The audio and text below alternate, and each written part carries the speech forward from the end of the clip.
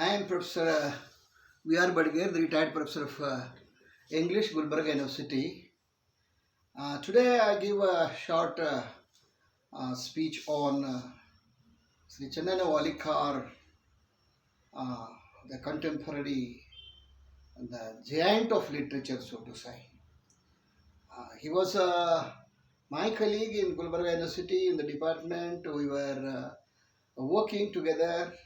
And of course, he was 7 years older than me. As he was my teacher. He was of that age, and I was like a disciple to him.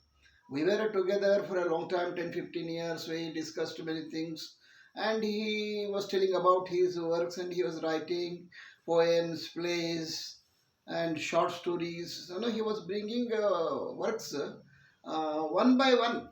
He kept on writing, so to say, for a long time of nearly more than 50 years, I suppose, half a century. Because he was born in 1934. Now he is a contemporary of my father, actually, so to say.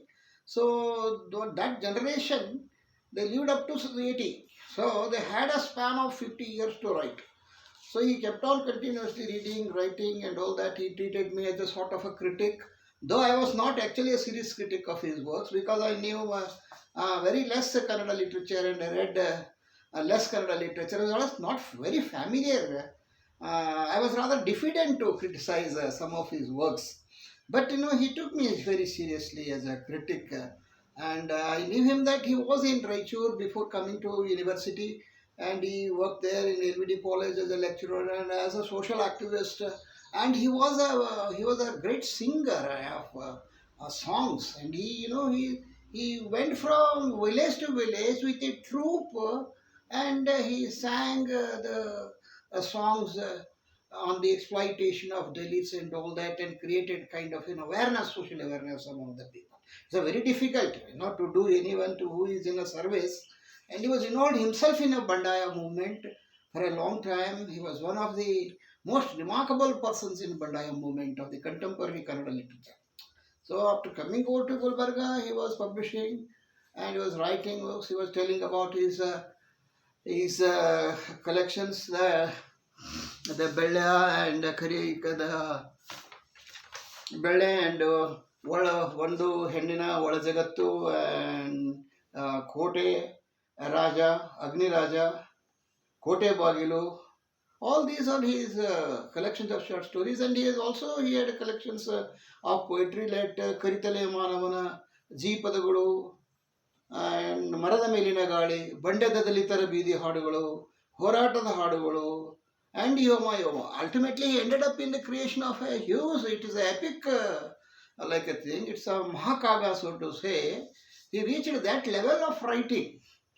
And in Yoma Yoma, he has put all his ideas, almost is the gist of his life's experience in Yoma Yoma, and it is a classic of its own kind, and of course, very few people could read it, and of course, he had all his friends like Chandrasekhar Kambar and Devnur Mahadeva and all of the contemporary who made appreciation of his work, Yoma Yoma, and Professor Kambar was very close to him, and when sometimes he went to his house and he met him, and so he is involved. He was a born poet, so to say, and that's why he was like Shakespeare, the born genius of literature.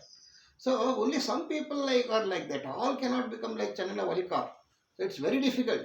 So what made him so? He had no educated background like mine. He comes from, he's the first educated in the family. He comes from the agrarian background. How it happened, how he could become a great writer of literature, great poet and fiction writer. That was because, that I give the reason that he had some racial memory, some hidden high potential power inside him. That power made him to write poetry and plays and what he used to call Dappina Padagalu, Bailata. All these things he kept on writing continuously throughout for a bit of half a century, and he gave a considerable a chunk. It's a big chunk of literature to the contemporary Kannada literature. It's a great contribution and is regarded as one of the great Kannada writers of the period. So I call him, he's a giant of literature, not only physically, he's even mentally also. So his works, qualitatively and quantitatively, we regard him as he was the best of their kind. That's what most of us. Because even his language also. I was very particular about his language because he was using a racial language. It's a very highly suited language to fiction writers. So yeah, he became very popular. Of course, he had some awards from the state, and some more awards had to be given to him by the center. And he kept on writing, and he would have got some more recognition. And but very difficult. It like Bendre. So many people failed to appreciate him at the end of the period. How he grew. He grew beyond the imagination of a critics. So the last moment, some of us, I myself couldn't read Vema Yoma, much of it. I gave the back that copy to him. So he went beyond the imagination of the critics. That happened with some great writers like Dara Bendre and others. So in that line, he falls in the tradition of great Kannada writers, and he is ever memorable, and his position in the Kannada literature is everlasting. Thank you.